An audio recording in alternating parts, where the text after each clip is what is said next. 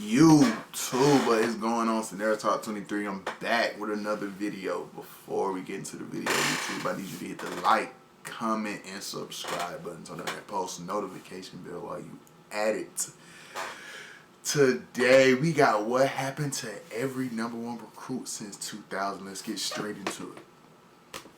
Let's take a look back at every #1 ranked high school basketball recruit in the country from all the way back in the year 2000 to the year 2020. High school recruiting rankings have been a staple in the basketball world for decades. Being deemed the #1 player in the country is a high honor. It comes with expectations that you will be a future #1 overall pick in the NBA draft, a future NBA star, a future face of an NBA franchise. But a whole lot of guys that were deemed the #1 player in the country did not pan out at all. Or in the case of a few guys I will talk about in this video, tragedy struck in their lives. So let's take a look at every #1 recruit from 2000 to 2020. In the year 2000, the #1 ranked player was Eddie Griffin, a standout big man from Philadelphia. Eddie Griffin was extremely talented, but there were some questions about his character early on. He went on to win National Freshman of the Year at Seton Hall and was taken 7th overall in the draft by the Rockets. But in his third NBA season, Griffin was involved in a car crash. Witnesses and friends stated that Eddie was watching a pornographic movie on DVD in his vehicle while driving, and he was drunk. Griffin played his last NBA game in 2006, and in 2007 he was involved in another car accident that ended up taking his life. He was driving 3 times over the legal limit and struck a moving train. The #1 recruit in 2001 was DeJuan Wagner, the father of current #1 overall recruit DJ Wagner. We did a whole video about DeJuan and DJ, so you can check that out to learn more. But DeJuan was the best high school player in the history of New Jersey. He averaged 43 points per game as a senior and had one game where he scored 100 points. He was the 6th overall pick in 2002 and averaged over 20 points per game in his first 11 games of his career. But then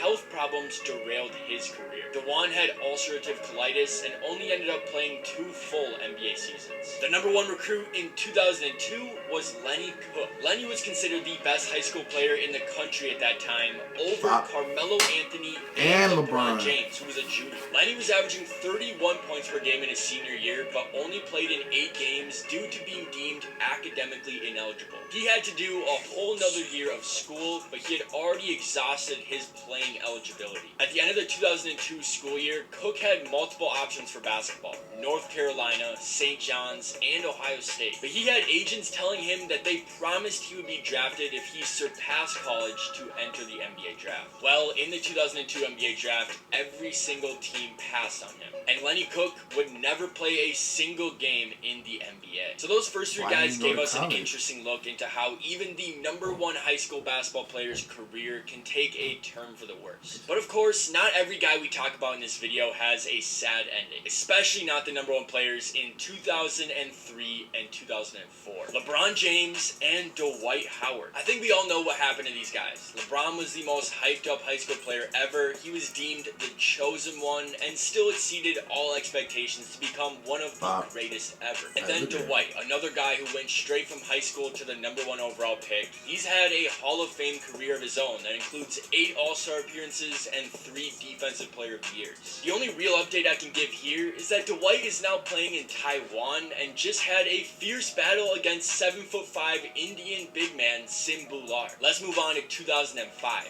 The #1 player was Gerald Green. Gerald was a high-flying wing from Houston who famously only had 9 fingers due to a dunking accident. He became one of the last players to enter the NBA straight from high school when the Celtics took him 18th overall. Gerald went on to play 12 years in the NBA, with his best coming in 2013-14 season with the Suns, where he averaged 16 points a game. But to me, he'll always be remembered as one of the most electrifying dunkers ever and a cheat code in 2K. #1 in 2006 was the big man from Indiana, Greg Oden. Oden was the unanimous #1 player in high school, and he carried that throughout college at Ohio State. Oden and Kevin Durant were considered one of the best top 2 draft prospects of any class ever, but injuries simply derailed his career. He missed his entire rookie year with a knee injury and was essentially done playing after just 2 seasons. Greg Oden is one of the NBA's biggest what-ifs when it comes to injuries. In 2007, the #1 guy was Eric Gordon. Interestingly enough, Eric was actually teammates plays with Greg Oden in AAU ball. He went on to be taken 7th overall in 2008. In just his 3rd NBA season, Gordon averaged 22 points a game with the Clippers. That ended up being his career best, but he's made a lot of money in 14 years, primarily as a role player. Number 1 in 2008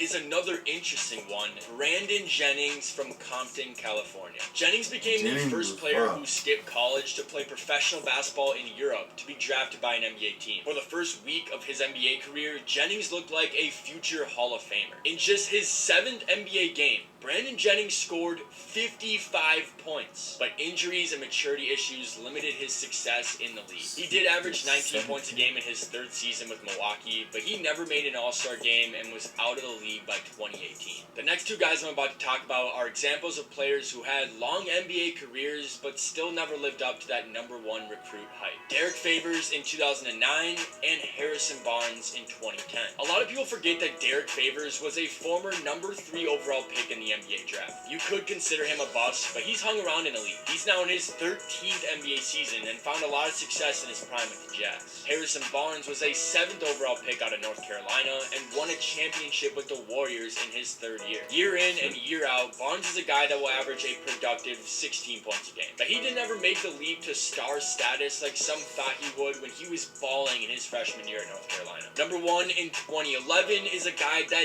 did make the leap to star status, Anthony Davis. AD had all the hype in the world coming out of Perspectives Charter School in Chicago. He exceeded expectations at Kentucky. He led the entire nation in blocks as a freshman and won National College Player of the Year. He also led Kentucky to a national title. AD was the obvious number 1 pick in 2012. He's now in his 11th NBA season and has 8 All-Star appearances and an NBA championship under his belt. The number 1 player in 2012 was Nerlens Noel. When he committed to Kentucky coming out of high school, some thought the Wildcats found another Anthony Davis just 1 year later. Davis had an all-time great shot blocking season in his freshman year where he averaged 4.7 a game, and Nerlens followed that up by averaging 4.4 blocks per game in his freshman year. Nerlens wasn't near the offensive talent AD was, but still got drafted 6th overall in that strange 2013 NBA draft. Nerlens is still in the league. He's with the Pistons, his 5th NBA team, but he's been nothing more than a role player in his career. Number 1 in the 2013 class was Andrew Wiggins. Wiggins was one of the most hyped up high school prospects ever, coming out of Huntington Prep. He had a perfect 1.0 rating on 24/7 Sports, something that had only been given to LeBron James, Dwight Howard, and Greg Oden. Wiggs was called Maple Jordan and received comparisons to Kobe Bryant. He kept that reputation throughout college, went number 1 overall to the Cavaliers, and was then traded to the Wolves, where he didn't live up to the hype. Of course, his career has been revived with the Warriors, where he made an all-star team last year, thanks to some K-pop fans on Twitter, and won a title as arguably the 2nd best player on the team. For the next 6 guys I'm about to talk about, not living up to the hype will be a common theme. Number 1 in 2014 was Jahlil Okafor, the National Player of the Year in high school, who became known for his generational ability to score in the low post. He helped lead Duke to a national championship as a freshman alongside his close friend Tyus Jones. Jahlil was taken 3rd overall in 2015 and impressed right away. He averaged 17 points a game as a rookie for a horrible 76ers team. It quickly became clear that those rookie numbers were empty stats because Jahlil never really carved out an important role for an NBA team for the rest of his career and was out of the league by 2021. Number 1 in 2015 was Ben Simmons. Simmons has had a complicated career since being named the High School Player of the Year in his senior season at Montverde. He showed off so much skill and potential for growth at LSU that he went number 1 overall despite concerns about his work ethic and attitude. Those concerns didn't seem to be an issue early on, and he quickly became an All-NBA player and defender for the 76ers. But of course, we all know how that tenure ended and what came after that. So it's hard for me to say if he's really lived up to the hype. But these next 2 guys didn't live up to the hype at all. Number 1 in 2016 was Josh Jackson, and number 1 in 2017 was Marvin Bagley. Josh Jackson ended up being taken 4th overall, and Bagley was taken 2nd overall. And both have simply struggled to find their way in the NBA. But the career of Bagley will always be a little more tragic because he was taken 1 pick before maybe one of the greatest players ever, Luka Doncic. Number 1 in 2018 was RJ Barrett. Barrett had a similar similar story to Wiggins, a kid from Canada that dominated a prep school in the US in his senior year and earned a perfect 1.0 rating on 24/7 Sports. Barrett didn't have quite as much hype going into the draft though. He was taken 3rd overall by the Knicks. His career has been up and down, but I still see flashes of true stardom for him. Number 1 in 2019 was James Wiseman. He had everything a high school big man could have: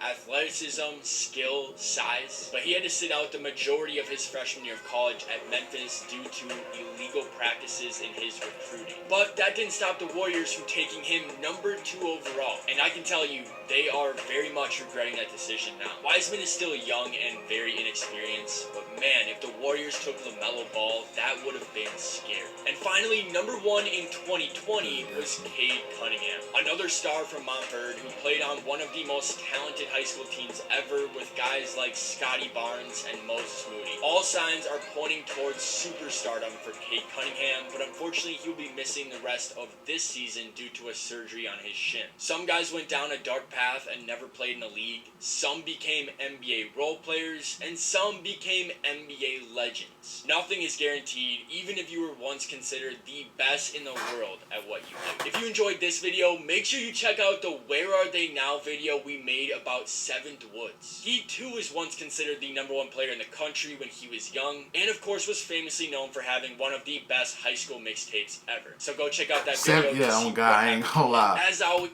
7th Woods mixtape, him, Marcus Levette, bro, all them mixtapes was lit. I used to watch them shits like all day, every day. But YouTube, that's gonna be it for this video. If you're rocking with the channel, leave me a like, comment, and subscribe. Catch me on the next one.